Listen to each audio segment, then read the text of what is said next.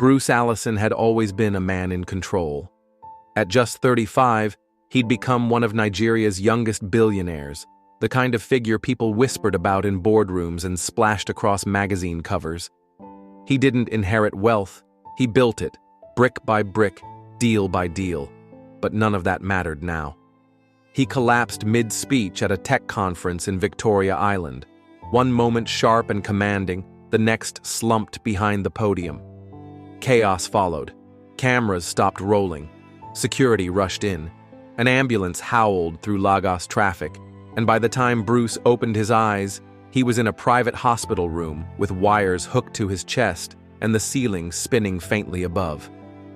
"It's probably just stress," they had said at first. "You work too hard. You need rest." But when the real diagnosis came, it didn't sound like stress at all. Dr. Mina stood near the foot of the bed, eyes heavy behind her glasses. "Mr. Allison, I won't sugarcoat it. Stage 4 pancreatic cancer. It's aggressive. We're looking at 6 months at best." Bruce blinked, his mind trying to decode the words. 6 months? Impossible. He sat up slowly, the crisp hospital sheets creasing under his elbows. "No," he muttered, voice hardening. "I'm too young. I'm fine. You people made a mistake." "We didn't," Dr. Mina replied, her voice painfully steady. "We ran the scans multiple times. There's no surgical option, no miracle drug. We can only manage the symptoms and give you time to sort out your affairs." He stared at her, jaw tight, heart pounding louder than the machines around him. All those years chasing contracts, flying across oceans, missing birthdays, ignoring weddings, he never stopped, never paused, never fell in love, never had children. Women, to him, were distractions, complications he couldn't afford. And now?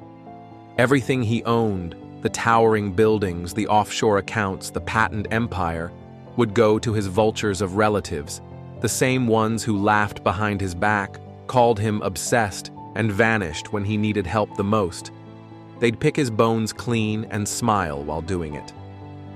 Bruce leaned back into the pillows, eyes on the ceiling, fists clenched at his sides. For the first time in his carefully calculated life, he felt it.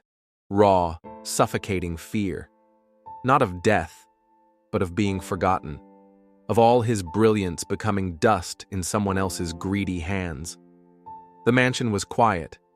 Too quiet. The kind of silence that echoed. Bruce stepped into the grand foyer, but it didn't feel like home. The polished marble floors, the elegant chandeliers, the art-lined corridors, all of it felt hollow. Lifeless. He loosened his tie and walked past the living room without a glance, heading straight for the balcony upstairs. From there, the city lights blinked in the distance, but they meant nothing to him now. What use were skyscrapers, contracts, and corporate titles when the clock was ticking on your life? He slumped into the lounge chair, elbows resting on his knees, hands clasped together. For the first time, he allowed his mind to drift beyond numbers and deadlines, to memories he had buried deep. He thought of his father, strong, noble, broken by a woman who was supposed to love him. Watching his mother manipulate and humiliate the man who had given her everything had shattered something in Bruce as a boy. Since then, trust was foreign to him. Love? A luxury he deemed too costly. So he built walls. He built wealth. He built an empire so vast that no one could touch him, until today. The sound of faint footsteps interrupted the stillness. "Sir?" a soft voice called. He didn't answer. "Sir Bruce?" It was Margaret, the loyal housekeeper who had served him faithfully for years. She stood a few feet behind, hands nervously folded in front of her apron. She'd been calling him for a while, but he was too far gone in his thoughts to notice. "Dinner is ready, sir," she said gently. He didn't turn, didn't flinch. His voice, when it finally came, was barely above a whisper, raw and cracking. "Margaret, how does a man start living when he never truly lived?" She froze.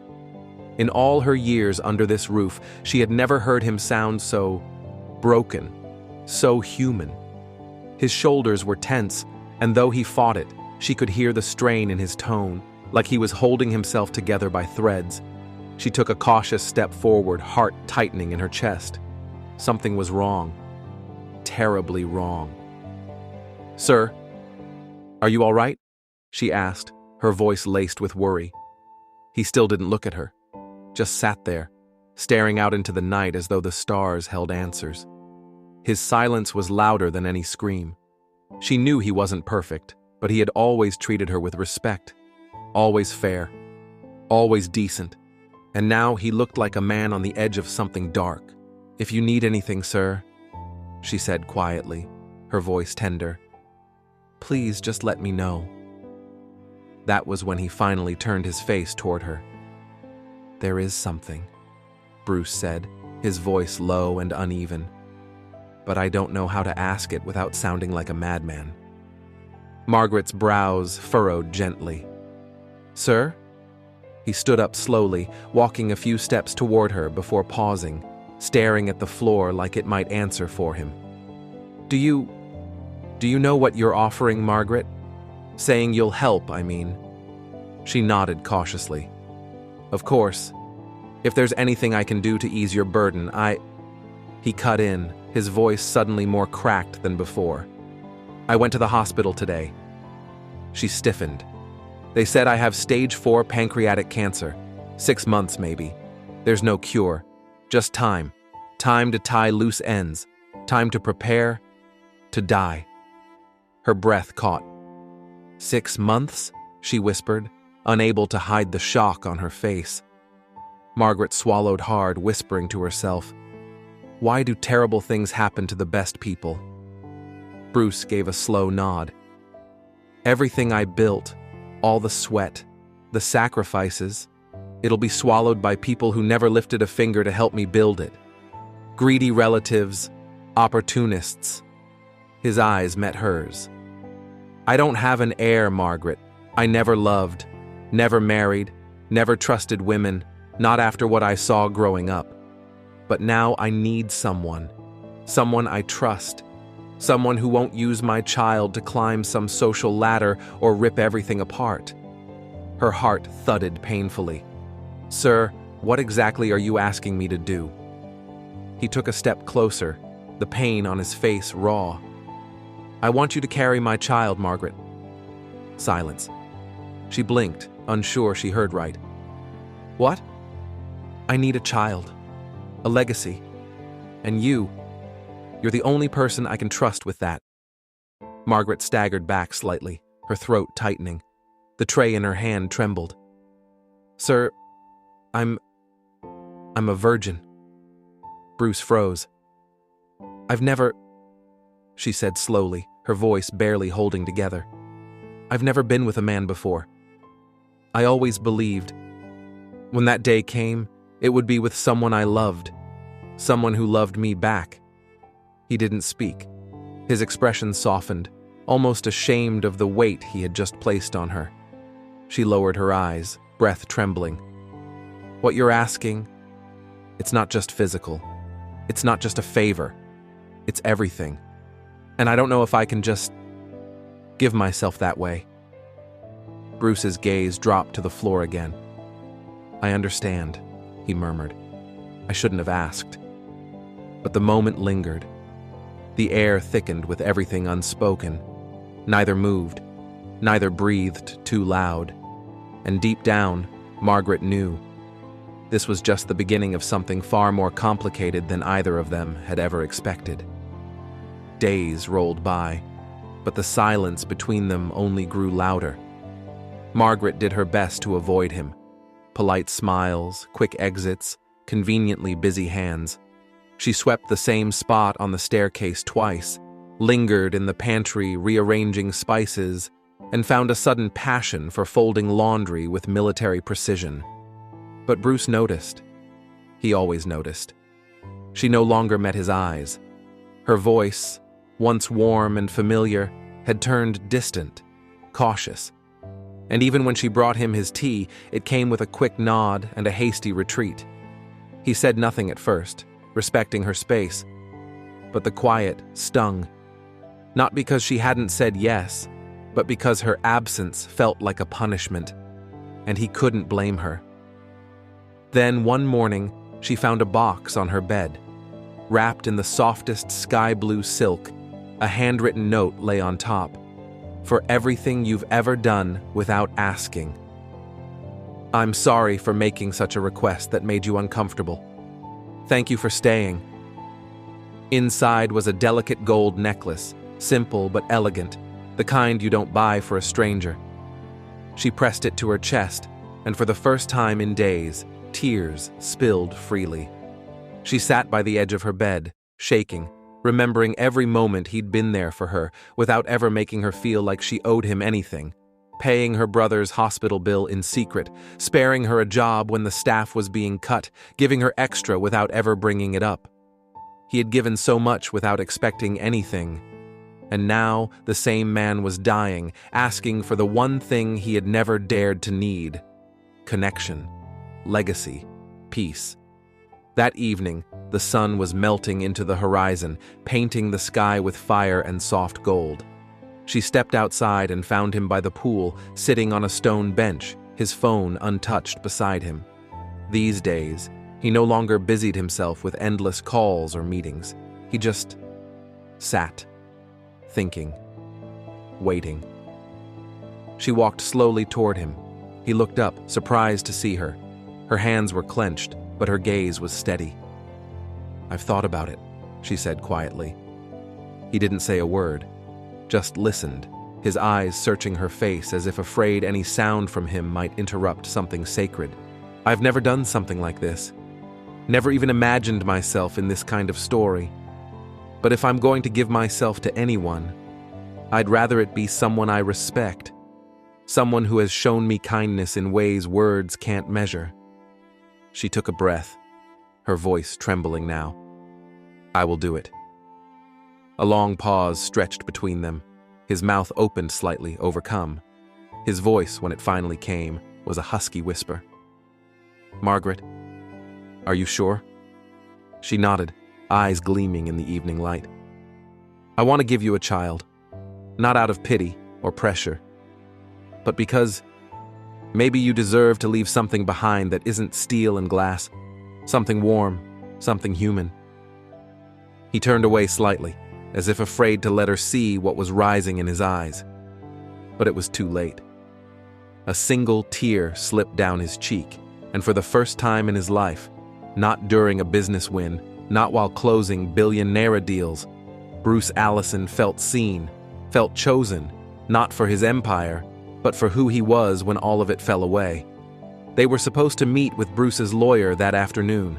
Plans had been set in motion, documents to draft, agreements to be signed. Everything needed to be put in writing, just as he had promised. It all seemed straightforward, logical, clean. But nothing about this felt clean to Margaret.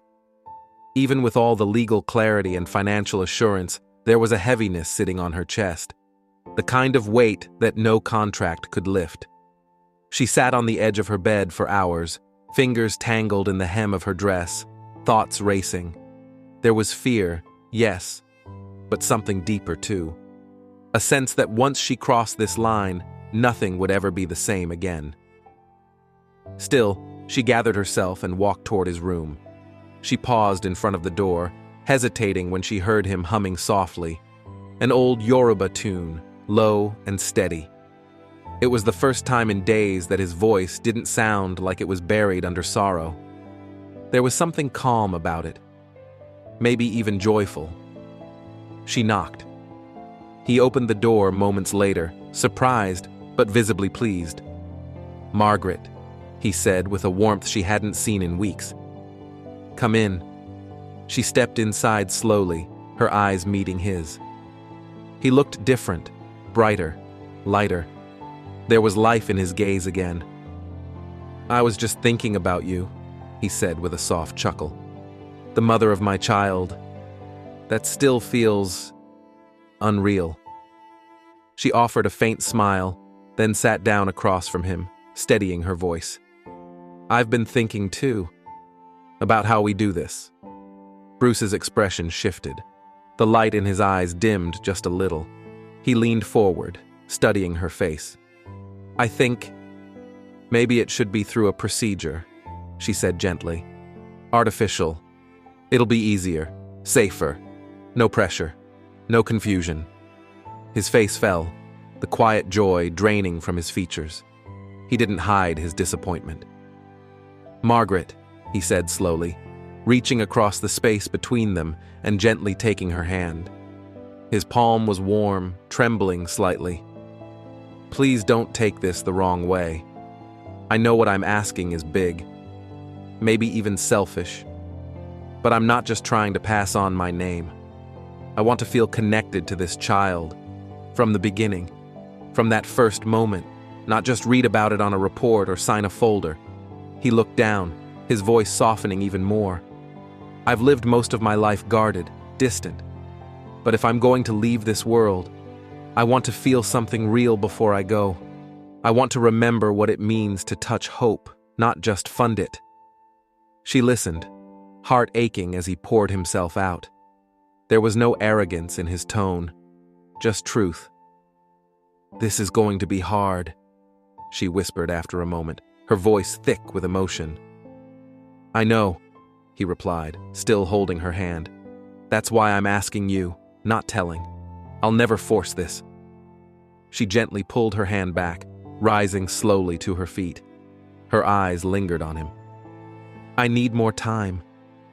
And without another word, she turned and left the room, leaving Bruce sitting there, half hopeful, half broken, wondering if he had just asked for too much.